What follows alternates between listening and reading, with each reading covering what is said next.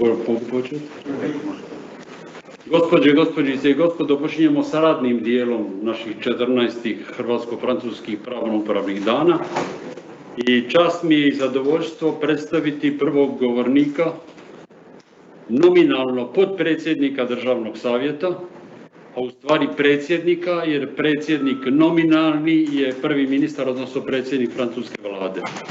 Stvarni predsjednik nosi titulu predsjednika, ali to datira još iz vremena prelaska od kraljevstva na republiku.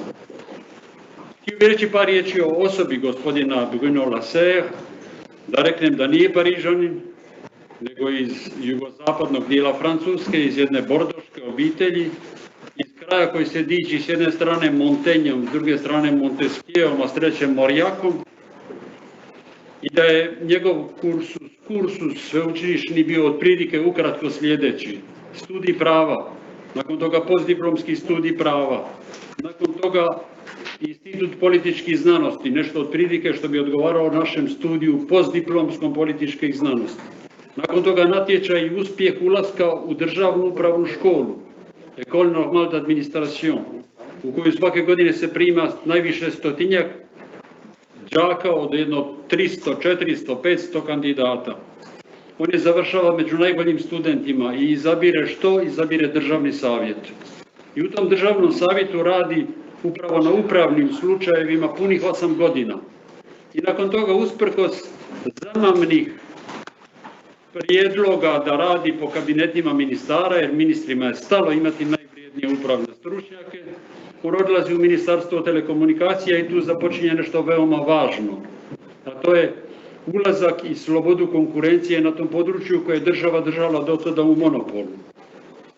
I kaže, citiram ga, kaže: u to vrijeme, za taj period, uvijek sam nastojao privilegirati stručnost, nezavisnost i smisao za javni interes. I to ga prati cijelo vrijeme i time u svim njegovim životopisima možete naći vrlo konkretna svjedočenja. I što uspijeva stvoriti? Uspijeva stvoriti jedan savjet koji se odnosi na konkurenciju, na tržišno natjecanje u privatnom sektoru i od toga stvara jednu pravu, stvarnu vlast.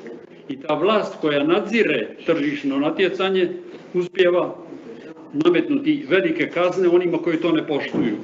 I tako cijela Francuska se sjeća da je prije 15 godina upravo ta državna vlast koju on predsjeda, da je kaznila neke tvrtke koje nastoje izbjeći konkurenciju sa 534 milijuna eura. Dakle, pravednost, ali i strogost. Njegov sadašnji mandat u Državnom savjetu koji je započeo 2016. je pod znakom ne samo ovih današnjih uvjeta, nego isto tako mogućnosti što veće da građani imaju pristupa upravnim sudovima, višim upravnim sudovima i Državnom savjetu, da se što više počne prakticirati usmenost na račun pismenosti, da što direktnije građani mogu ulagati žalbe i molbe izravno prema svoj gradaciji upravnog sudova do ovog kasacijskog koji je Državni savjet. I sad dajem riječ gospodinu Bruno Lasserre. Izvolite. Monsieur le ministre de la Justice et de l'Administration, qui nous fait l'honneur d'être présent parmi nous ce matin, Monsieur le Président de la Cour administrative supérieure de Croatie, que nous avons eu le plaisir d'entendre il y a quelques instants, Monsieur l'ambassadeur qui a participé à l'ouverture de ces journées, Monsieur le recteur de l'université de Split, Monsieur Glioutis, Monsieur le doyen de la faculté de droit, Monsieur Claridge, Mesdames et Messieurs les juges, Mesdames et Messieurs les professeurs, Mesdames et Messieurs et chers amis. Je suis vraiment heureux et honoré d'intervenir aujourd'hui pour la 14e édition des journées administratives et juridiques franco-croates. Ces journées, et je le dis très sincèrement, très franchement, constituent depuis longtemps déjà un événement majeur, important pour les relations entre la Croatie et la France, comme l'a déjà souligné Monsieur l'ambassadeur. Elles réunissent chaque année l'élite administrative, juridictionnelle, universitaire croate pour dialoguer avec des juges et des professeurs français. Et nos échanges, toujours, je dirais, à la fois d'actualité et stimulants, sont toujours extrêmement fructueux, tant sont nombreux les sujets qui traversent les frontières nationales et sur lesquels nous avons à apprendre de l'expérience et des réflexions de nos homologues étrangers. Et je peux vous dire que parmi toutes les relations, elles sont nombreuses, que le Conseil d'État français entretient avec d'autres partenaires, eh bien ces journées franco-croates sont un parfait exemple d'une coopération bilatérale qui fonctionne, et d'une coopération aussi amicale que fertile. Et la preuve, c'est que le coronavirus, ce méchant virus que nous allons, je l'espère, bientôt terrasser, ne nous a pas empêchés de nous réunir. Et j'en suis d'autant plus ravi que beaucoup d'événements similaires ont été annulés, reportés, alors que l'organisation d'aujourd'hui, qui doit beaucoup au sens de l'organisation, à la vigilance, à l'engagement de nos amis et partenaires croates, démontre qu'il est possible de continuer à nous rencontrer tout en respectant évidemment les impératifs sanitaires. En langage juridictionnel, et ça va être finalement le thème de mon intervention, nous appelons ça concilier le droit au dialogue, qui est un droit fondamental, surtout dans nos métiers, et l'impératif de protection de la santé. Et nous verrons dans l'intervention que je vais essayer de dérouler maintenant que ces exercices de conciliation ne sont pas aisés, qui nous imposent d'être toujours sur une ligne de crête, mais qui doivent nous conduire à ne jamais renoncer, mais toujours chercher le point d'équilibre qui doit être subtilement mais fermement recherché. Et pour tout cela, je voudrais remercier très très chaleureusement Neven Simac et Marc Gidara, sans lesquels rien n'aurait été possible. Je tiens également à rendre hommage à deux de mes collègues qui ont aimé venir ici à Split et se sont impliqués pour faire vivre ces journées. Je pense à Jean-Louis Devost, qui nous a malheureusement quittés, et à Jean Massot, qui m'a envoyé un message très amical de soutien avant mon départ pour Split. J'aimerais enfin saluer à nouveau et remercier à la fois M. Gliotis et M. Klaric pour leur investissement, leur engagement dans la coopération avec l'Université Paris II, qui est co-organisatrice depuis le début de ces journées. Nous ne pouvons évidemment pas faire abstraction des circonstances très particulières dans lesquelles nous nous trouvons depuis plusieurs mois, et vous remarquerez que cette 14e édition des Journées franco-croates a lieu dans une configuration inédite. Exceptionnellement, l'Université Paris II n'est pas présente, mais je suis sûr nous écoute. Et je suis avec Martine de Boisdeffre, présidente de la section du rapport et des études du Conseil d'État, finalement les seuls membres de la délégation française du Conseil d'État. Mais ce n'est pas la quantité qui évidemment compte, c'est voilà, la chaleur et l'amitié que nous emportons avec nous. Alors, finalement, la crise nous a fourni un thème tout trouvé. Et cette crise dans laquelle nous continuons de vivre a eu des incidences administratives considérables. Quasiment tous les pays touchés par la pandémie ont fait le choix de se doter de législation d'urgence, fait le choix d'imposer des mesures de police absolument inédites qui n'avaient pas, je dirais, dans le passé, évidemment, de précédent. L'on pense à la fermeture des frontières, l'on pense au confinement plus ou moins strict de la population. Les administrations, les juridictions ont toutes dû s'adapter pour continuer à remplir leur mission de service public en dépit des contraintes sanitaires. Et les incidences juridiques n'ont pas été moins importantes, même lorsqu'ils sont justifiés. Les régimes d'exception, les lois de circonstance sont toujours problématiques. Ils font peser sur l'état de droit des menaces qu'on ne peut pas prendre à la légère.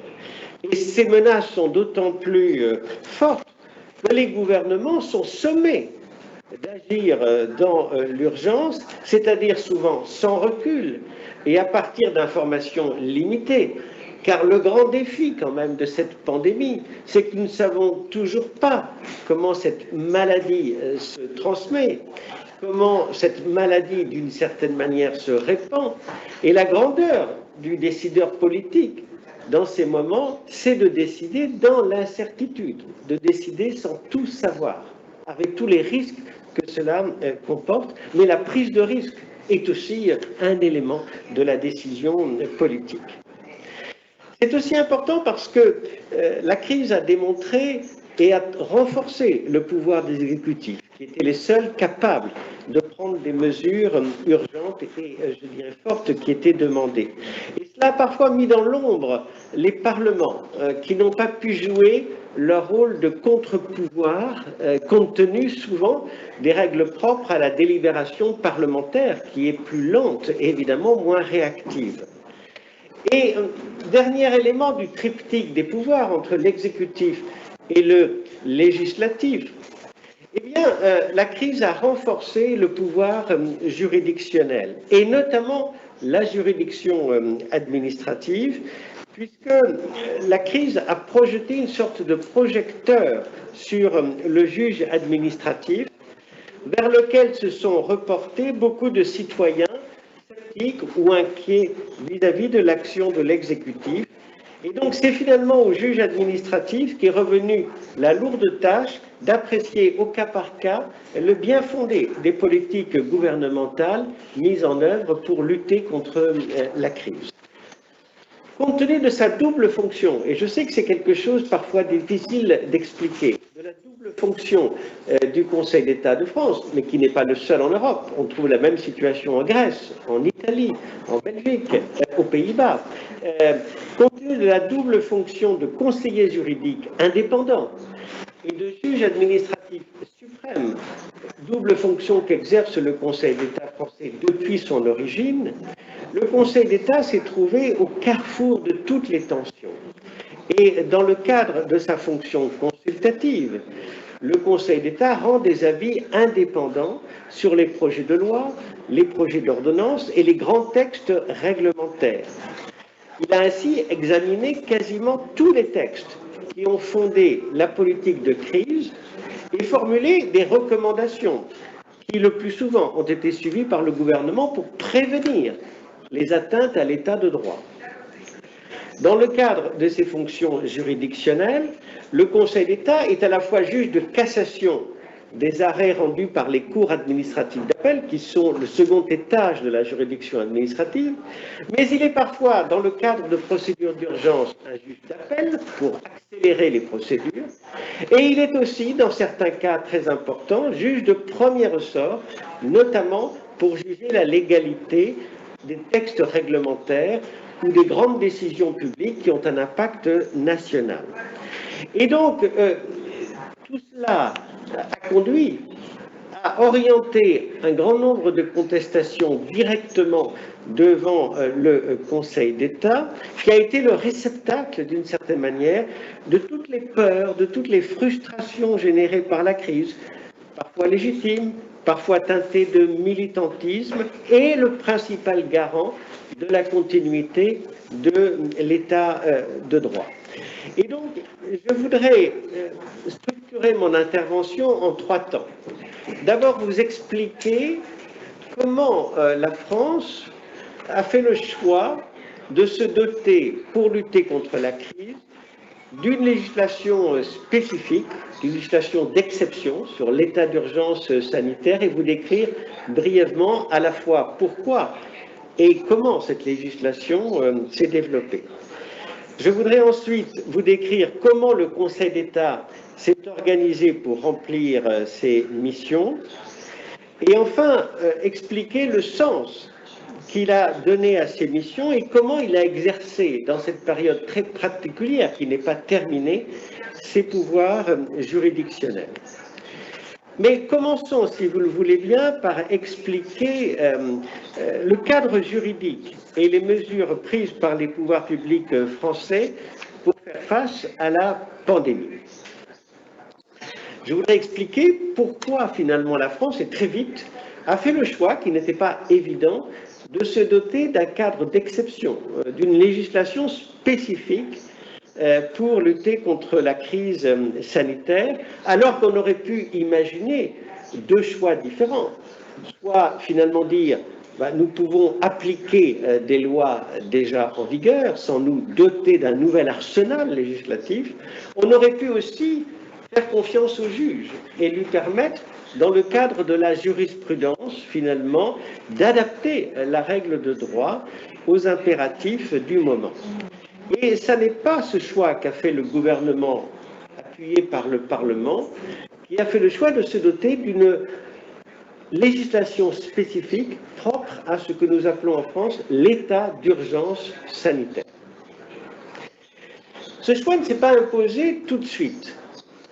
Dès que le Covid-19 a commencé à se propager sur le territoire français, le gouvernement et le Parlement, comme dans la plupart des autres pays, se sont trouvés un peu démunis et face au mur. Il fallait agir vite, prendre des mesures fortes et concrètes afin de protéger le plus vite possible la santé de la population. Alors nous avions là deux choix possibles sur lesquels le gouvernement pouvait s'appuyer. D'abord, en 2004, la France avait adopté une loi qui a été modifiée en 2007. C'est la loi relative à la politique de santé publique qui offrait déjà au gouvernement des outils pour faire face à une menace sanitaire de grande ampleur. N'oublions pas, la France, comme d'autres pays, a été déjà exposée à des épidémies ou des pandémies. Et c'est sur ce premier fondement législatif que les premières mesures ont été prises dès la fin du mois de février 2020. Par plusieurs arrêtés, le ministre de la Santé a notamment fermé un très grand nombre d'établissements recevant du public, a interdit les rassemblements de plus de 5000 personnes, a interdit les déplacements de plus de 100 personnes ou encore suspendu l'accueil des enfants dans les établissements scolaires. L'autre fondement qui était possible et qui est plus classique, c'est ce que nous appelons en droit français la théorie des circonstances exceptionnelles et qui est née de la jurisprudence du Conseil d'État développée à la fin de la Première Guerre mondiale par deux arrêts célèbres de 1918 et 1919, l'arrêt Herriès et l'arrêt Dame Dole et Laurent, dans lequel le Conseil d'État a jugé que l'autorité administrative, face à des circonstances exceptionnelles, et toute la question est de savoir, est-on en présence de circonstances exceptionnelles, permet donc à l'autorité administrative de déroger aux règles normales de compétence, de forme et d'objet des actes administratifs lorsque les circonstances l'exigent absolument.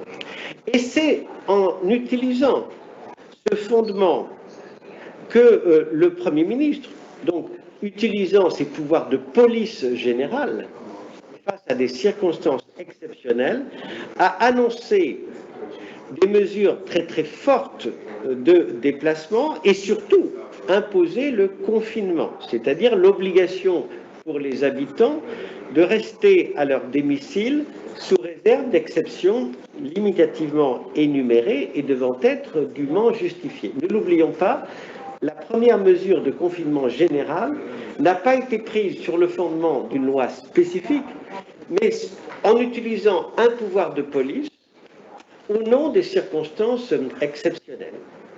Ce n'est qu'après que le Parlement a mis en place une loi d'état d'urgence sanitaire qui a défini plus précisément les mesures et les garanties associées à ces mesures.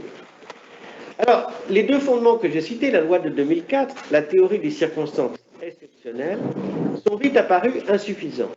Pourquoi? Parce que d'abord, la loi de 2004 avait plutôt un objet préventif, c'est-à-dire prévenir les menaces sanitaires. Quant à la théorie des circonstances exceptionnelles, bien sûr que c'était très utile pour prendre un certain nombre de mesures immédiates, mais c'est beaucoup moins adapté pour fonder une stratégie globale de lutte contre une pandémie aussi grave. C'est à la fois juridiquement risqué, puisque cela dépend de l'appréciation ex post du juge, et ça offre moins de clarté, de prévisibilité, puisque tout va dépendre du contrôle du juge apprécié au cas par cas. Et le gouvernement voulait un cadre clair, et surtout annoncer clairement à la population quelle serait la nature des actes pris. Et donc il a été jugé préférable d'adopter un cadre spécifique et très vite. Et le Conseil d'État a examiné en urgence ce projet de loi. Je me souviens, je présidais, ça a été la dernière réunion physique au Conseil d'État. Je présidais l'Assemblée générale qui a donné un avis sur ce projet de loi d'urgence sanitaire, qui a d'ailleurs ensuite été soumise au Conseil constitutionnel, qui a défini les mesures que pouvait prendre le gouvernement, mais aussi les garanties qui devaient être respectées pour protéger les libertés. Et je voudrais expliquer très brièvement quelles sont les particularités de cet état d'urgence sanitaire. Il peut être décidé par décret, c'est-à-dire l'exécutif, mais au-delà de 2 mois, l'état d'urgence ne peut être prorogé que par le Parlement, c'est-à-dire par la loi. 2, le champ des mesures pouvant être décidées est très précisément délimité. Les principes de nécessité et de proportionnalité de chacune de ces mesures est expressément rappelé. Le Parlement doit être informé sans délai des mesures prises par le gouvernement.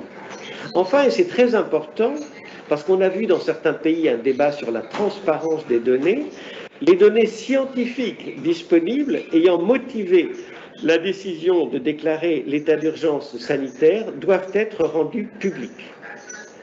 Mentionnons enfin l'une des particularités les plus notables de cette loi, qui est d'avoir créé pour la première fois un régime d'exception expérimental, puisque le Parlement a en effet décidé de limiter l'état d'urgence sanitaire à la gestion seule du Covid-19 et de renvoyer à une évaluation la pérennisation, le cas échéant, de cette loi sur l'état d'urgence sanitaire.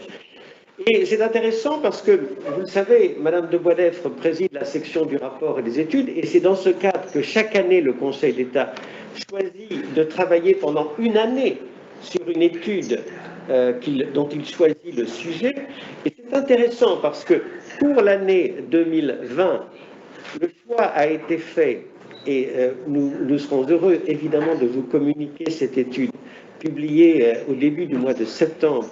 Le choix a été de nous intéresser à l'évaluation des politiques publiques. Et évidemment, la crise sanitaire est un parfait exemple qui illustre ce besoin d'évaluer notamment ex post les politiques publiques.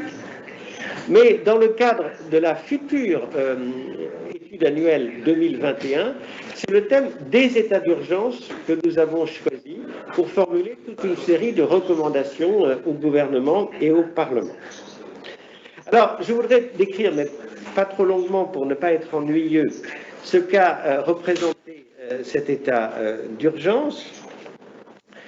Eh bien, au-delà de l'état d'urgence, le gouvernement a cherché, et ça a été aussi un choix politique assumé, à adapter aux circonstances les règles relatives à toute une série d'activités. Et près d'une quarantaine de lois, qui ont toutes été également examinées par le Conseil d'État, ont été présentées et votées pour, en quelque sorte, adapter l'organisation administrative, juridictionnelle, économique, sociale au temps de crise. Alors évidemment, le Parlement n'avait pas le temps de délibérer sur chacune de ces lois. Et le choix a été fait, il a d'ailleurs été critiqué par certains en disant mais finalement l'exécutif s'arroge l'essentiel des pouvoirs. Notre Constitution permet au Parlement de déléguer en quelque sorte au gouvernement une partie du pouvoir législatif avec deux réserves. Le Parlement doit autoriser cette délégation et ensuite doit ratifier le texte adopté. C'est ce que nous appelons l'article 38 de la Constitution. Et le gouvernement a massivement utilisé cet article constitutionnel pour légiférer par ordonnance. 70 ordonnances, et même plus de 70 ordonnances ont été prises dans des domaines extrêmement variés. Le travail et les politiques sociales, l'institution d'un dispositif de chômage partiel pour les salariés, la prolongation des droits sociaux, l'éducation, la culture, le sport, la santé, l'ensemble des activités économiques, tout cela a fait l'objet d'ordonnances souvent très précises. Enfin, lorsque la Constitution le permettait, le gouvernement a agi par décret. Et le choix de légiférer par ordonnance et de réglementer par décret, d'une certaine manière, a mis le Conseil d'État au premier rang, puisqu'il a examiné tous ces textes au titre de ses compétences consultatives. Et comme je le disais, ces avis ont été tous suivis, car le gouvernement n'a pas voulu prendre de risques juridiques. Mais surtout, alors que le Conseil constitutionnel est normalement le juge de la constitutionnalité de la loi, le recours aux ordonnances et aux décrets a déplacé le curseur, d'une certaine manière, vers le Conseil d'État. Ça n'est que sur quelques thèmes très particuliers que le Conseil constitutionnel, j'y reviendrai si vous avez des questions à me poser, s'est posé la question de la constitutionnalité des textes qui ont été adoptés. Alors, pour tout cela, le Conseil d'État a dû s'adapter et changer profondément sa manière de travailler. C'est le deuxième thème que je voulais aborder pour vous décrire, vous expliquer comment nous nous sommes organisés. Nous avons déclenché très vite, dès le début de la crise, ce que nous appelons un plan de continuité d'activité, comme toutes les administrations, comme toutes les juridictions. Mais la chance que nous avons eue, c'est que nous avions, sans savoir qu'une crise sanitaire frapperait le monde, nous avions déjà établi un plan de continuité d'activité. Je vais être franc avec vous, nous ne pensions pas du tout à un virus, nous ne pensions pas du tout à une maladie. Nous craignons une crue de la Seine et une inondation. Nous sommes tout près de la Seine, comme le Louvre d'ailleurs, et nous siégeons au Palais Royal qui est contigu au Louvre, à une centaine de mètres de la Seine, et nous avions peur d'une inondation qui mettrait en danger nos installations informatiques, etc. Et donc nous avions déjà réfléchi, en prévision de ce risque, à définir qui, dans notre organisation, était essentiel au fonctionnement de la maison et qui pouvait rester au domicile. Et donc, lorsque le virus a atteint la France, eh bien, nous avons pu appuyer, en quelque sorte, et déclencher ce plan de continuité d'activité sans passer des semaines à nous poser la question de savoir qui était essentiel au fonctionnement et quelles étaient les missions essentielles du Conseil d'État.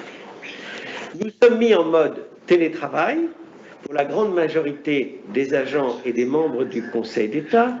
Comme nous avions pris avec succès et depuis longtemps le virage numérique, ça n'a pas été un problème si important que cela. Que ce soit pour la fonction consultative, nous avons tenu l'essentiel de nos réunions par visioconférence entre nous, mais même dans la fonction juridictionnelle, puisque l'essentiel des requêtes arrive au Conseil d'État par voie dématérialisée et, je dirais, sont traitées sur un mode dématérialisé. Et donc, cela nous a considérablement aidés. Même si ça n'a pas toujours été facile, je pense par exemple à l'Assemblée générale du 27 avril qui nous a permis d'adopter le rapport d'activité. Nous avons parfois conduit des visioconférences à plus de 60 ou 70, ce qui n'était pas toujours facile, mais nous a permis de maintenir la collégialité et à faire vivre cette collégialité d'une manière qui a bien fonctionné. Nous avons pu aussi examiner tous les textes dans des délais souvent très serrés, et je repense par exemple à la première loi d'état d'urgence sanitaire. Nous l'avons reçue le mercredi, nous avons rendu un avis le jeudi matin, et le Conseil des ministres, qui devait se réunir à 14h30, attendait notre avis, et donc le président de la République, le Premier ministre, les ministres attendaient à l'Élysée que notre avis soit terminé d'être délibéré avant de commencer leurs travaux. C'est dire l'urgence dans laquelle nous avons travaillé, mais sans renoncer à un examen à la fois approfondi et collégial. En ce qui concerne le contentieux, là, nous avons fait le choix d'une organisation mixte. Nous avons consacré la priorité au traitement des affaires urgentes, j'y reviendrai, c'est-à-dire les demandes notamment de référés, et notamment les demandes qui concernaient la gestion de la crise sanitaire. Et nous avons maintenu les audiences, mais avec des adaptations, notamment la possibilité de filtrer le public, c'est-à-dire de ne permettre l'entrée dans les salles d'audience que d'un public limité. Nous avons fait le choix de préférer, en tout cas de privilégier les représentants de la presse, et donc tous les journalistes qui le souhaitaient pouvaient assister aux audiences. Évidemment, les requérants et leurs conseils étaient là, mais pour le public, je dirais simplement curieux ou intéressé, eh bien, il était possible de suivre par visioconférence ou d'être dans une deuxième salle téléportée où l'audience pouvait être suivie. La section du contentieux, qui est donc la partie juridictionnelle du Conseil d'État, a décidé très vite d'organiser une task force de 15 juges parmi les plus expérimentés pour juger les affaires urgentes. Et ces 15 juges, parmi les juges seniors du Conseil d'État, ont en quelque sorte traité, je vais en parler, le très grand nombre de requêtes urgentes parvenues au Conseil d'État et ont décidé de discuter entre eux le choix des solutions. Même si la plupart des audiences se sont tenues à juge unique, avec un seul juge, la collégialité a été maintenue par une discussion informelle entre ces 15 juges qui ont discuté la pertinence des solutions et parfois ont eu entre eux des débats assez vifs, assez intéressants. Quelques chiffres. Entre le 12 mars, c'est-à-dire le début du confinement, et la fin du mois de juin, mais les chiffres de septembre montrent que ces chiffres se poursuivent.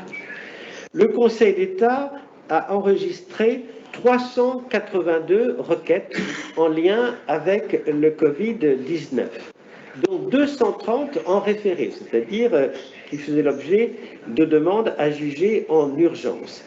C'est 60% de plus qu'en période normale. Et ce qui est intéressant, c'est que toutes ces affaires urgentes ont été jugées dans des délais extrêmement courts et souvent en 48 heures, y compris le samedi et le dimanche. La première référée, sur laquelle je reviendrai, a d'ailleurs fait l'objet d'une audience le dimanche, et je me souviens de toutes les télévisions étaient là pour suivre l'audience et l'explication de la décision dans la cour du Palais Royal.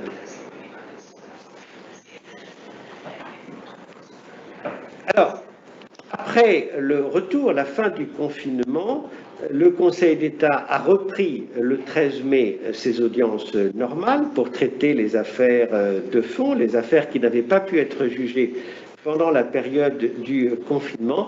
Et donc, depuis le 13 mai, nous avons mis la priorité sur le jugement des affaires en instance et le Conseil d'État a repris son rythme normal.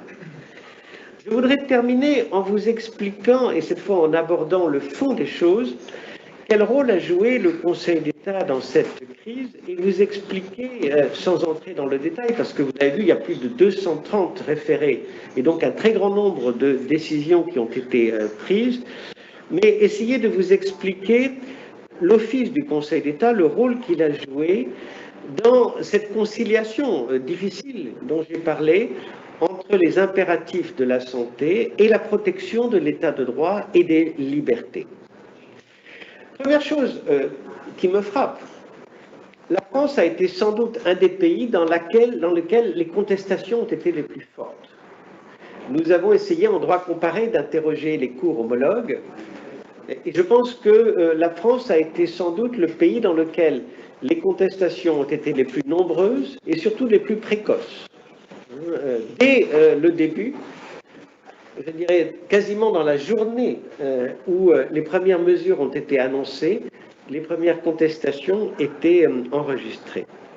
Deuxièmement, ces contestations viennent d'horizons extrêmement variés. Nous avons eu des citoyens, nous avons eu des médecins, nous avons eu des entreprises, nous avons eu des associations, des ONG, des syndicats, mais même des partis politiques qui ont contesté certaines des mesures. Ces contestations, c'est intéressant, venaient de bords très différents, mais avaient des objectifs très différents. Certains critiquaient le gouvernement pour ne pas aller assez loin et voulaient renforcer la sévérité des règles. Notamment, je pense aux syndicats de jeunes médecins qui, les premiers, ont demandé à renforcer les règles du confinement. D'autres, au contraire, estimaient que les libertés n'étaient pas suffisamment protégées et demandaient qu'une place plus grande soit faite à la protection des droits individuels et des libertés. Certaines questions posaient des questions de droit pur, de légalité, mais d'autres posaient des questions extrêmement concrètes sur le fonctionnement d'un établissement pour personnes âgées, d'une prison, d'un centre de rétention pour étrangers, d'un établissement pour handicapés, et obliger le juge à se prononcer de manière très fine et très concrète sur les précautions à prendre dans, je dirais, l'organisation du service public. Je voudrais aussi citer l'école et bien sûr l'université. Et enfin, c'est très important, et c'est d'une certaine manière aussi sain, un très grand nombre de libertés fondamentales ont été invoquées devant le juge, le droit à la vie, le droit à la santé, la liberté d'aller et venir, la liberté de culte, la liberté de réunion, la liberté d'entreprendre ou encore le droit de manifester. Et personnellement, on peut s'en étonner, mais j'ai trouvé ça plutôt positif, que les Français se rendent compte que leur bien le plus précieux, ce sont ces libertés dont ils manquaient. Et d'une certaine manière, cela a réveillé, d'une certaine manière, l'importance que nous accordons aux grandes libertés qui fondent notre État de droit. Vous citiez Montesquieu, on a vu combien finalement, quand on est privé de ce à quoi on tient, eh bien on place au plus haut ces libertés qui, jour après jour, nous paraissaient menacées. Parmi les demandes, je signalerai trois grandes catégories. J'essaie de regrouper ces contestations et finalement, il y a eu trois grandes catégories. Première catégorie, qui est la plus classique, c'était une demande de suspension des actes juridiques pris pour faire face à l'épidémie. Un certain nombre de requêtes tendaient à paralyser, à geler des actes juridiques pris par le gouvernement. Par exemple, je prends beaucoup d'exemples, la Fédération de marchés de France a demandé le gel de la décision de fermeture des marchés alimentaires. La Fédération française des usagers de la bicyclette ont demandé la suspension de l'interdiction faite aux cyclistes de se déplacer durant le confinement. Et puis, nous avons eu ensuite, après le pic de la crise, des contentieux qui se sont noués autour de l'encadrement des libertés de culte, de manifestation, justifiée par la nécessité de respecter les règles de distanciation physique. Mais ce qui est intéressant, c'est que la première requête déposée devant le Conseil d'État n'avait pas pour objectif d'atténuer une restriction aux libertés, mais au contraire, de porter davantage atteinte aux libertés. Car la première requête que nous avons reçue et qui a donné lieu à beaucoup d'échos médiatiques venait de jeunes internes en médecine, de jeunes médecins qui voulaient imposer au gouvernement français de mettre en place un confinement à la chinoise, c'est-à-dire interdiction absolue de sortir du domicile, sans possibilité d'aller faire ses courses individuellement dans les commerces, mais avec un système d'approvisionnement à domicile, je dirais collectiviste, je dirais presque. Et le Conseil d'État a refusé en disant qu'un tel régime non seulement serait très difficile concrètement à mettre en place, mais porterait une atteinte excessive aux libertés pour poursuivre l'objectif recherché. La deuxième catégorie de contestation tendait en quelque sorte à adapter l'organisation du service public afin de mieux protéger les personnels et les usagers du service public. Et donc là, ce n'était pas la suspension d'actes qui était demandée, mais on demandait aux juges d'imposer des mesures positives pour suppléer une carence administrative, pour mieux protéger en quelque sorte le personnel et les usagers du service public. Et ça portait sur la mise à disposition de masques, de gel, d'autres matériels de protection contre le virus. Et nous avons eu toutes les cas de figure. La question des hôpitaux pour protéger les personnels hospitaliers, la question des prisons, avec des demandes d'ailleurs contradictoires, à la fois du personnel pénitentiaire et des prisonniers. Et on voit bien d'ailleurs la difficulté qu'avait le juge dans le cas de la prison. Les personnels pénitentiaires demandaient par exemple que les prisonniers soient soumis à un régime plus dur, avec interdiction de promenade dans la cour ou de journée, ce qu'on appelle portes ouvertes, estimant que ces règles les mettaient en danger eux. Et inversement, les prisonniers demandaient un assouplissement des règles et une meilleure protection. Et donc le juge devait comprendre de manière très concrète. L'audience a duré 6 heures. 6 heures pour essayer de comprendre et d'écouter les parties prenantes pour régler de manière très très fine les droits et les devoirs de chacun. Et donc on a vu l'investissement des juges pour vraiment comprendre de manière quotidienne, de manière très concrète, comment fonctionnait le service public. Et je pense à beaucoup d'autres sujets, comme l'obligation de continuer à enregistrer les demandes d'asile formulées par les étrangers. Je pense par exemple aussi à la question d'un meilleur dépistage ou d'un meilleur accès aux soins. La question des sans-abri aussi, par exemple des personnes sans domicile fixe, ou une question très douloureuse sur le plan humain, qui était la question de savoir si dans l'établissement pour personnes âgées, on ne mettait pas en place une sélection cachée pour finalement traiter les personnes exposées au virus. Une troisième catégorie de contestation, de requête, mettait en cause les grandes orientations de la politique sanitaire du gouvernement.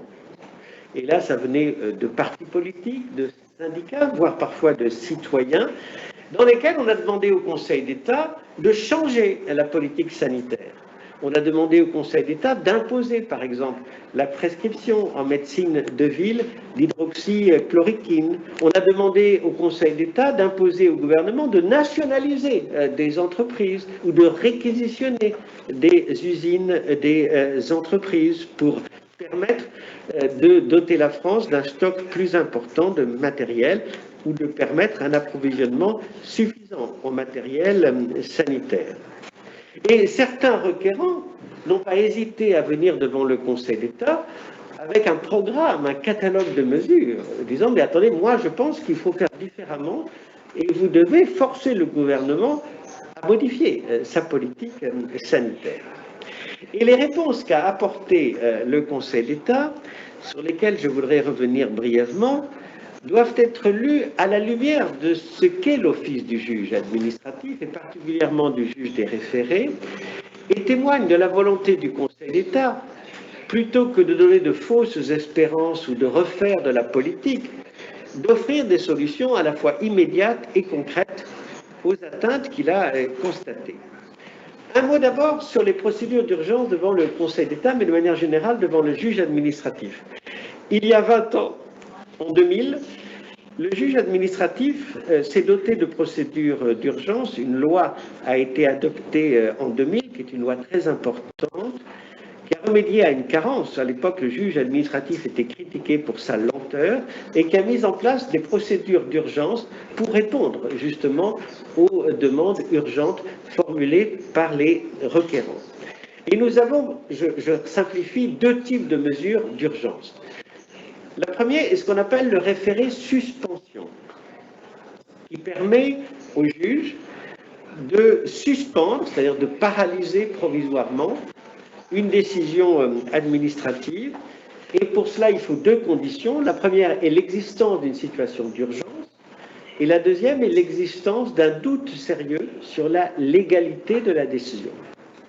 C'est ce qu'on appelle le référé suspension, qui ne permet au juge que de faire qu'une chose, c'est de paralyser, geler la décision dont la légalité est suspectée. Et cette procédure est très adaptée lorsqu'est portée devant le juge une question de légalité pure. Et le Conseil d'État a utilisé ce pouvoir pour suspendre des décisions qui ne lui paraissaient pas légales dans un premier examen.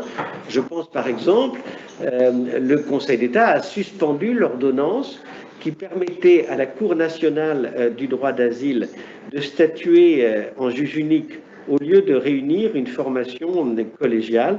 Mais je pourrais citer d'autres exemples où le juge des référés du Conseil d'État a suspendu un certain nombre de textes quand il a considéré qu'il existait un doute sérieux sur sa légalité. Mais la deuxième procédure, et celle-là a été massivement utilisée, parce que médiatiquement elle est très très forte, c'est ce qu'on appelle le référé liberté. Quand le requérant peut invoquer lui aussi une situation d'urgence, mais surtout dénonce une atteinte grave et manifestement illégale à une liberté fondamentale, la loi permet au juge administratif de prendre toute mesure nécessaire pour protéger cette liberté fondamentale. Et ce n'est pas seulement la suspension de l'acte contesté, ça peut aller jusqu'à imposer des mesures positives, de se substituer en quelque sorte à l'administration pour protéger ces libertés menacées. Et comme le juge administratif a considéré que le droit à la vie était une liberté fondamentale, et droit à la vie, ça veut dire d'une certaine manière le droit à la santé de ceux qui sont exposés à la maladie, ce référé liberté était opérant pendant la crise sanitaire, puisque c'est au nom de la protection de certains Français qu'on pouvait aller devant le juge pour dire, attendez, si l'État ne protège pas la santé et donc la vie de certains Français, vous, juge, vous devez prendre les mesures. Et ça a été une situation extraordinaire d'une certaine manière, parce que le juge devait concilier des libertés fondamentales. D'une part, le droit à la santé et à la vie, et de l'autre, les libertés classiques, la liberté d'aller et venir, la liberté de culte, la liberté de manifester, la liberté de réunion, la liberté d'exercer toutes les activités de son choix. Et donc c'est cette ligne de crête que le juge a dû emprunter. Parce qu'on ne lui demandait pas, comme dans le terrorisme, de concilier une menace à l'ordre public et la protection des libertés, mais on lui demandait de protéger des libertés contre d'autres libertés. C'est ça qui était très très difficile. Pour protéger le droit à la vie de certains, les plus exposés, il fallait imposer des restrictions aux libertés de tous les Français. Et ça, cette situation, elle était complètement inédite, complètement nouvelle. Et le Conseil d'État n'a pas hésité à utiliser ce pouvoir de référé liberté avec deux temps successifs. Le premier temps a été celui du confinement, où nous avons pour l'essentiel précisé les mesures, nous avons précisé la façon dont, dans certains contextes, en quelque sorte, les mesures de police qui avaient été prises devaient être appliquées pour limiter l'atteinte aux libertés. Mais quand le risque sanitaire a commencé à décroître, et je dirais en période de déconfinement, alors on a vu le juge modifier l'équilibre.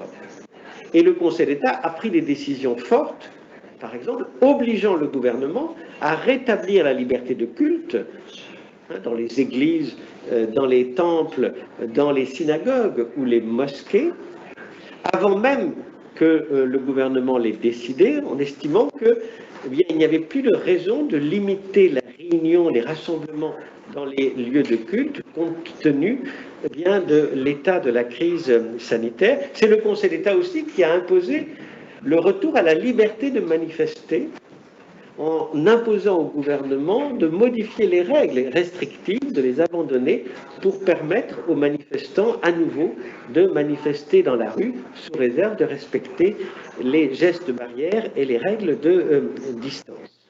Et je pourrais citer beaucoup d'autres exemples sur le port du masque, etc., où le Conseil d'État a redéfini en quelque sorte l'équilibre entre mesures de police et protection des libertés. Dans cet exercice, le Conseil d'État a veillé à une chose, le principe de réalité.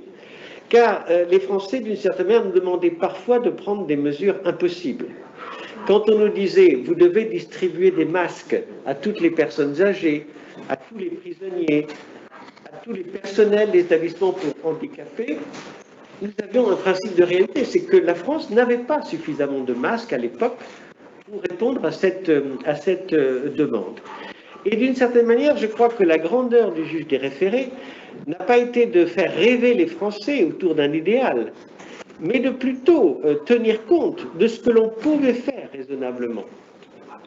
Et ça a été aussi une des marques de notre office de pragmatisme, c'est-à-dire, bien sûr que les Français nous demandaient, ordonner au gouvernement de gagner la guerre. Mais à quoi ça sert d'imposer au gouvernement de gagner une guerre s'il n'a pas les moyens de le faire? Et nous avons plutôt préféré modifier les priorités, déplacer les équilibres, mais en tenant compte concrètement de ce que l'administration pouvait faire compte tenu de ses moyens. Il y a donc une certaine humilité du juge des référés qui ne peut pas, d'une certaine manière, créer l'idéal tout seul. Nous avons préféré donc plutôt mettre en place des solutions concrètes de manière à mieux sauvegarder les libertés fondamentales invoquées par les requérants. Enfin, et je terminerai par là, le fil conducteur de notre jurisprudence Covid a été aussi l'insistance sur ce qu'est le vrai office du juge administratif. Réflexion faite et avec le recul, ce qui me frappe dans les contestations qui ont été portées devant nous, c'est qu'on a perdu les repères entre le rôle respectif des politiques, des experts et du juge. Et de mon point de vue, chacun de ces trois acteurs a un rôle légitime, mais qui ne peut pas être celui des autres. Les politiques, ce sont eux qui doivent définir la stratégie sanitaire. Et c'est aux politiques de prendre les mesures et de conduire les politiques publiques et de définir la stratégie sanitaire. Les experts, et vous savez quand la France a créé un conseil scientifique qui éclaire le gouvernement et le Parlement sur les choix à faire, eh bien, les experts sont ceux qui vont dire où est la vérité scientifique, quel est l'état de la science sur telle ou telle question. Et enfin, le juge ne peut pas se substituer aux politiques pour définir la stratégie sanitaire, mais n'a pas non plus la compétence ou la légitimité de l'expert pour décider à sa place. Et donc notre fil conducteur a été de dire chacun doit être dans son rôle. Nous n'avons pas à nous substituer aux politiques pour définir à sa place la stratégie sanitaire, et autant les experts doivent nous éclairer, autant nous ne sommes pas légitimes à dire ce que la science commande de dire sur telle ou telle question. Et cela a parfois été mal compris, car il y a eu devant nous des espérances en disant, voilà, dans parfois aussi cette difficulté de communiquer avec un gouvernement qui nécessairement était relativement distant, avec ces frustrations, ces impatiences aussi qui se sont exprimées, beaucoup attendaient du juge qu'il prenne les commandes du pays, et nous étions conscients du risque de le faire en disant, mais les mêmes qui nous demandent de prendre les pouvoirs auraient critiqué le gouvernement des juges, en disant, mais sont-ils légitimes à décider à la place du gouvernement ou du Parlement? Et nous avons très volontairement maintenu très fermement cette ligne en disant nous ne sommes pas, je dirais, aux commandes du pays. Nous sommes une instance de contrôle, de recours démocratique, et c'est important qu'elle fonctionne parce que c'est un élément de la confiance. Mais aussi, le juge peut créer du lien, apaiser les tensions, restaurer la confiance, et aussi dans l'état de droit. Mais attention à ne pas concentrer dans les mains du juge un pouvoir qui n'est pas le sien. Donc, je dirais, pour synthétiser l'action du Conseil d'État, audace, parce que nous n'avons pas hésité à prendre des mesures parfois fortes et parfois spectaculaires, mais d'une certaine manière, prudence, sagesse, en restant dans les limites de notre pouvoir légitime. Voilà donc, mesdames et messieurs, chers amis, comment le Conseil d'État a essayé, je dirais, et je ne dis pas que tout ce que nous avons fait est parfait. Nous avons tâtonné, nous avons cherché les bonnes solutions, nous nous sommes interrogés, et en tant qu'hommes et femmes, souvent certaines questions étaient difficiles, douloureuses, je peux vous le dire. Notamment, je pense à la situation des établissements pour personnes âgées. Physiquement, on pensait encore à ces personnes exposées. Ça a été des choix très très difficiles et parfois très douloureux. Mais voilà comment nous avons essayé de faire. On n'a jamais parlé autant du Conseil d'État, c'est plutôt une bonne chose. On n'a jamais autant parlé des libertés, et c'est aussi une bonne chose parce que c'est la marque de notre État de droit.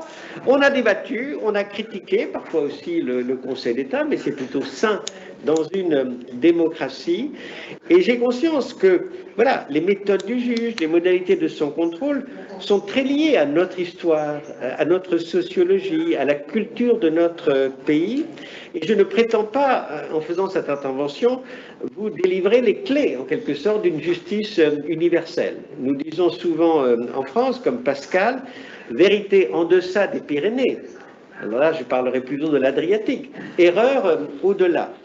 Et c'est précisément parce que nous sommes différents que nous avons à apprendre les uns des autres et que notre coopération bilatérale est si précieuse. Et donc je forme le vœu que ces journées soient stimulantes et constituent une nouvelle fois l'occasion de nous enrichir mutuellement. Et je voulais très très sincèrement vous remercier à la fois de votre accueil, de votre engagement, de votre écoute et de votre attachement au maintien de ces journées franco-croates. Merci de votre attention.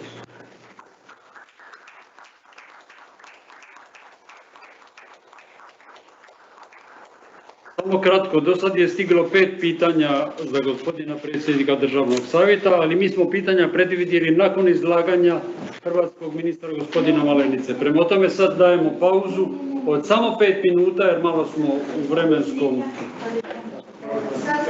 Izvolite, molim. Jer na programu piše da su pitanja postavljena. Dobro. Dobro, mislim u programu koji smo imali bilo. Est-ce que vous avez les premières questions que je vous ai envoyées? Oui, vous pouvez répondre. Il faut être posé parce que voilà. Voulez-vous que je le lise? Oui, peut-être, oui. Pročitat ću vam najprije ta prva 4 pitanja. Dakle, prvo pitanje je bilo, u krizi pandemije ovakvih razmjera, nužno je činiti određene opće ili sektorske modifikacije upravnog postupka. Možete li izdvojiti neke od, po vašem mišljenju, pozitivnih primjera iz Francuske? Alors, si je comprends bien, la première question porte sur les exemples positifs que nous avons pu tirer de cette crise sanitaire. Oui, je voulais dire que, en tout cas, le Conseil d'État, mais nous recommandons cela évidemment pour d'autres institutions, va évaluer très profondément et très précisément les leçons qu'il faut tirer de cette crise sanitaire.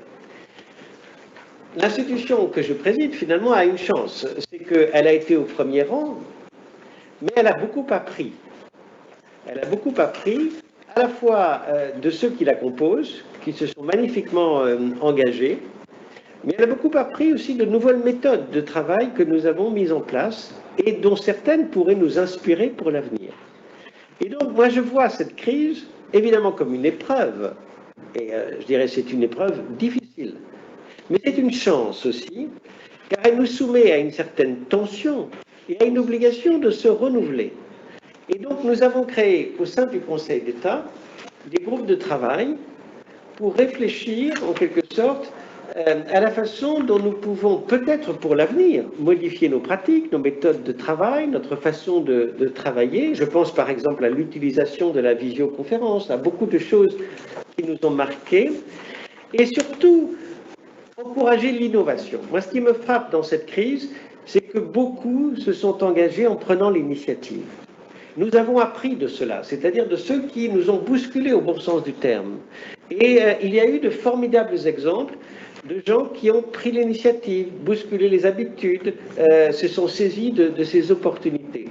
Et le pire serait d'assimiler le retour à la normale au retour à la routine.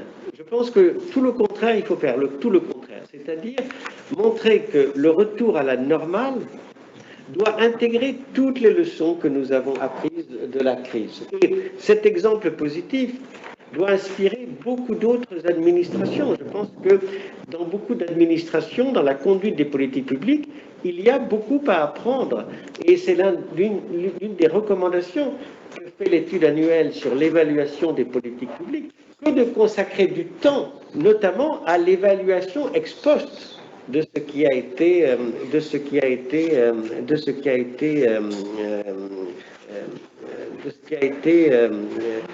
fait. Sur la deuxième question, je crois y avoir répondu en décrivant l'essentiel des contestations. Samo ću vam pročitati to drugo pitanje na koje gospodin predsjednik odgovara već.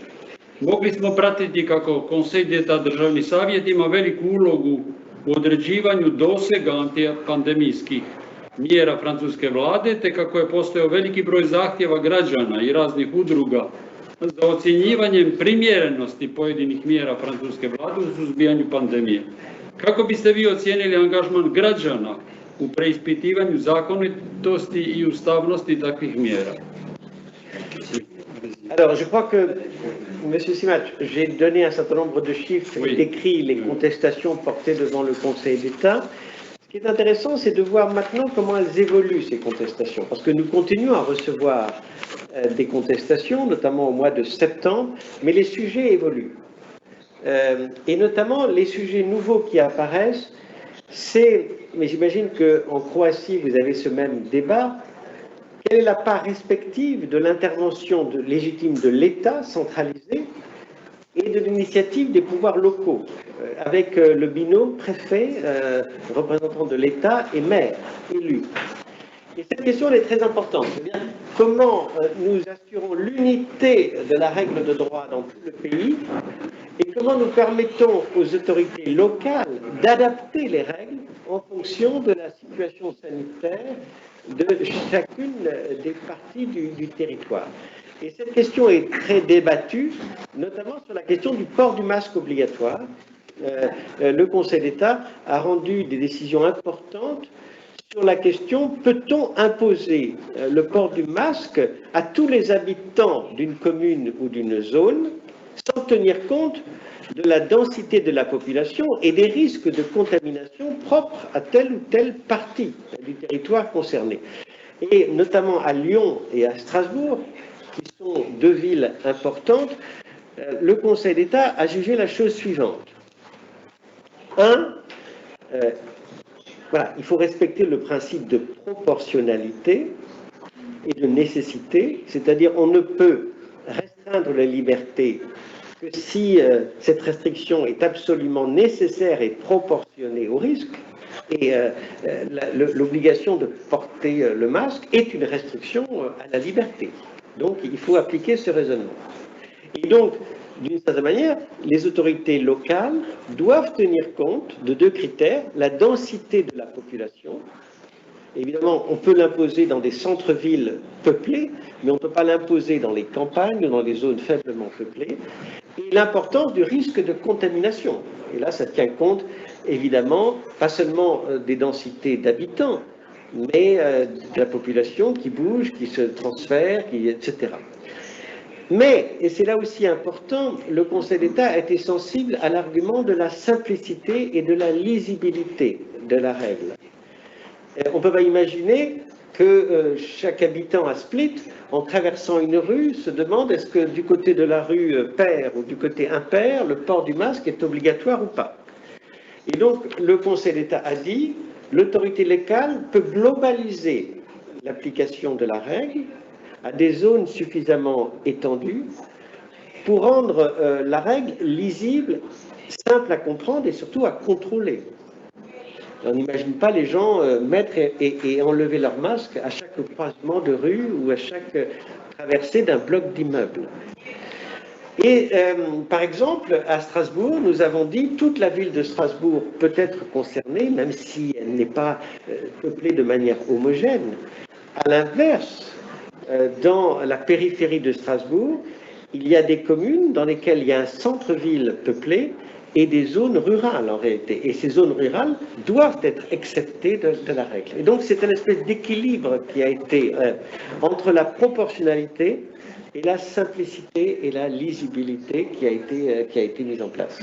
Došla su međuvremenu još 3 pitanja koja ću sad pročitati na hrvatski i prevesti odmah na francuski i zamoliti gospodina predsjednika da kratko na to odgovori. Il y a encore 3 questions qui viennent d'arriver, qu'on vous a pas traduites. Alors, il faut je vous prie de répondre brièvement. Oui. Da li državni savjet sada zbog pandemije dopušta veću slobodu državi, odnosno nadležnim tijelima, glede intenziteta ograničenja prava? Est-ce que le Conseil d'État, à cause de la pandémie actuelle, permet une liberté plus importante à l'État et aux autorités responsables concernant l'intensité de la limitation des droits? C'est toujours ce principe à la fois de nécessité et de proportionnalité. C'est-à-dire que, oui, il peut y avoir des restrictions légitimes à condition qu'elles soient nécessaires, mais surtout proportionnées aux risques sanitaires. Et par exemple, je reprends l'exemple de la liberté de culte et la liberté de manifester. Nous avons estimé qu'elle pouvait être restreinte au début, pendant le confinement, mais lorsqu'on a mis fin au confinement et permis de manière plus libérale aux gens de se rassembler dans la rue, dans les parcs, etc., nous avons dit qu'il n'y a aucune raison que ces rassemblements soient soumis à des règles plus dures dans les lieux de culte. Et il n'y a pas de raison non plus que si les gens peuvent se rassembler dans un parc ou dans une rue, ils ne puissent pas manifester pour défendre leurs opinions. Četvrto pitanje. Da li država sada, danas, ima tako reći širu i veću slobodu procjene zbog toga što još nema cjepiva i zato što još ima mnogo nepoznanica u vezi djelovanja koronavirusa? La quatrième question. Est-ce que l'État aujourd'hui, si l'on peut dire, une liberté d'évaluation plus grande parce qu'il n'y a pas encore ni vaccin et parce qu'il y a beaucoup d'inconnus concernant l'agissement du virus? Mais c'est une question extrêmement importante qui concerne à la fois le politique. Je l'ai dit, sa difficulté est souvent de décider dans l'incertitude. Les experts eux-mêmes qui sont divisés. Et on a vu en France des débats scientifiques sur les mérites de l'hydrochloroquine, sur le port du masque, où les experts eux-mêmes sont divisés. Donc comment le politique et le juge peuvent décider si les experts qui doivent les éclairer sont eux-mêmes divisés? Et évidemment le juge qui n'a pas ni la légitimité du politique, ni la connaissance scientifique des experts. Et donc, oui, je trouve la question intéressante parce que il faut que nous apprenions de la gestion de cette crise. Et peut-être que le reproche qu'on peut faire à la France, c'est de ne pas avoir suffisamment appris des crises précédentes. Car nous avons eu aussi des virus dans le passé. Et d'une certaine manière, la mémoire s'est perdue. On a eu le sentiment que ces crises étaient passées sans qu'on ne sache finalement quelles leçons on avait tirées de la constitution de stocks stratégiques de médicaments ou de masques, etc. Oui, donc l'évaluation, et notamment l'évaluation ex post, devient encore plus nécessaire dans ces périodes de crise. I peto, odnosno zadnje pitanje koje nam je stiglo elektronski ovamo, čitam vam to najprije na hrvatskom. Državni savjet je u lipnju ukinuo zabranu okupljanja više od 10 osoba, ali uz obvezu pridržavanja zdravstvenih mjera. Kako je državni savjet naveo naveo, kako je državni savjet naveo, zabrana ne može biti opravdana ako se poštuju mjere distanciranja i nije se okupilo više od 5000 ljudi. Moje pitanje je u dva dijela. Smatra li državni savjet da je sloboda kretanja i okupljanja važnija od zaštite zdravlja po svaku cijenu? Te drugo pitanje, hoće li u svjetlu povećanog broja oboljelih u Francuskoj doći do strožih mjera glede okupljanja i kretanja građana? Je traduis en français. Le Conseil d'État a annulé l'interdiction de rassemblement de 10 personnes au mois de juin, mais il a gardé l'obligation de respect des mesures sanitaires. De quelle manière le Conseil d'État évalue l'interdiction? Dans quel cas l'interdiction ne peut pas être justifiée si on respecte les mesures de distanciation physique et s'il n'y a pas 5000 personnes? J'ai deux questions à ce sujet. Est-ce que le Conseil d'État considère que la liberté de mouvement et de rassemblement est plus importante que la protection de la santé à tout prix? Et la deuxième question, est-ce que à la lumière de cela, il y aura beaucoup plus de cas de maladie en France? Est-ce qu'il y aura d'autres mesures plus sévères concernant le rassemblement et le mouvement des citoyens? Mais l'exemple de la liberté de manifester est un bon exemple de l'équilibre que nous cherchons. Pendant le confinement, nous avons admis l'interdiction des manifestations, dans le cadre d'ailleurs de l'interdiction aussi des rassemblements. Mais lorsqu'on a commencé à autoriser les rassemblements, lorsque les parcs ont été rouverts, lorsque les gens ont pu sortir de leur domicile, nous avons réévalué en quelque sorte l'équilibre. Et nous avons dit, entre l'interdiction absolue et la possibilité de réglementer, la possibilité de réglementer est tout aussi efficace et plus respectueuse de la liberté. Et je prends un exemple. En France, il y a une liberté de manifester, c'est-à-dire que l'autorité publique ne peut pas s'opposer à ceux qui veulent manifester dans la rue pour défendre des convictions ou demander telle ou telle mesure. Mais il y a une obligation de déclarer à l'avance, c'est-à-dire que vous devez déclarer le parcours, déclarer a priori le nombre de manifestants et l'objet de votre manifestation. Et c'est ce qui permet à l'autorité publique de vérifier que le parcours n'expose pas à des dangers particuliers. Et donc, plutôt que d'interdire, avec une conséquence, c'est que les gens manifestaient sans déclarer. Et finalement, un système qui, tout en menant certaines restrictions, responsabilise les organisateurs en leur demandant de déclarer 24 heures à l'avance, etc., le parcours, le nombre de manifestants, les précautions sanitaires prises pour éviter les risques, il nous a semblé qu'on respectait mieux la liberté et en même temps, on gérait mieux le risque sanitaire. Ovdje smo završili pitanja, pauza je od 5 minuta. Dakle, izvolite, recite, gospodine dekane. Dobro, dakle, počinjemo do 5 minuta, to će reći u 11:42, 43.